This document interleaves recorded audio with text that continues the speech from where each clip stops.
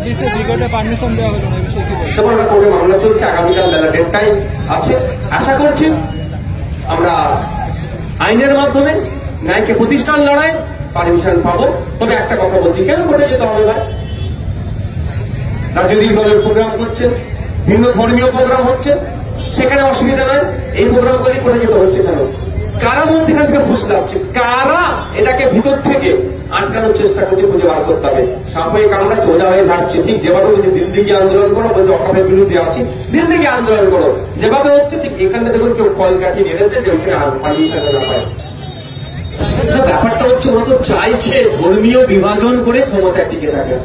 যে প্রতিশ্রুতিগুলো দিয়ে কেন্দ্র সরকার ক্ষমতা এসেছিলেন, 2 কোটি চাকরির কথা, বেকারত্ব কমাবে, ব্যর্থ হচ্ছে। ডলার আর টাকার দাম সেম হয়ে যাবে, কিন্তু দেখুন স্বাধীনতার পর থেকে রেকর্ড টাকার দাম পড়ে গিয়েছে, বেশি টাকা দিয়ে ডলার কিনতে হচ্ছে।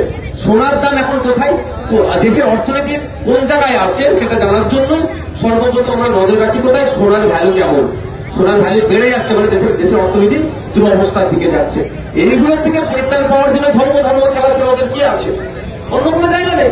একবারের জন্য বলছে না, যে সমস্ত জঙ্গিরা আক্রমণ করেছে একটাও ছাড় পাবে না, এবং এর পেছনে যারা আছে তারাও তাদেরকে খুঁজে বার করে আমরা সর্বোচ্চ শাস্তি দেবো, এই দাবি তুলছে না, ওই ধর্মের জিগির তুলছে। এটা চেষ্টা করবে বিজেপি, আর তার দোসর যারা আছে তারা চেষ্টা করবে। আমাদের হচ্ছে কথা বক্তব্য একটা, কাশ্মীরে যেভাবে সন্ত্রাস সংগঠিত হয়েছে এর দায়ভার কেন্দ্র সরকারকে নিতে হবে, স্বরাষ্ট্র দপ্তরকে নিতে হবে, এবং কারা এর সাথে যুক্ত সর্বোচ্চ শাস্তির ব্যবস্থা করতে হবে। গতকাল পশ্চিমবঙ্গের রাজ্যপাল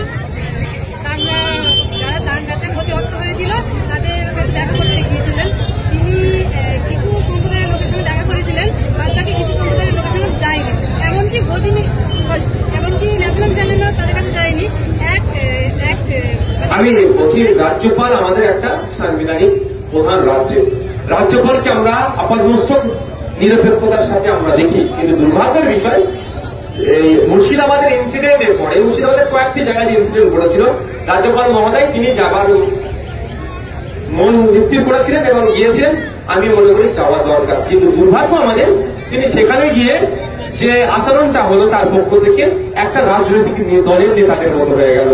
তেনার তো প্রত্যেকটা জায়গায় যাওয়া দরকার, যারা ইফেক্টেড, যারা ক্ষতিগ্রস্ত, প্রত্যেকের কাছে গিয়ে তাদের কথা শুনে যথাযথভাবে তাদের কিভাবে রিলিফ করা যায় তার ব্যবস্থা করা। কিন্তু আমাদের দুর্ভাগ্য, আমাদের রাজ্যের যিনি রাজ্যপাল বর্তমানে আছেন তার আচরণটা বা তার ভিজিটটা পলিটিক্যাল ভিজিটের মতো হলো। 26 ব্রিগেডে পারমিশন দেওয়া হলো না, এই বিষয়ে কি বলবেন?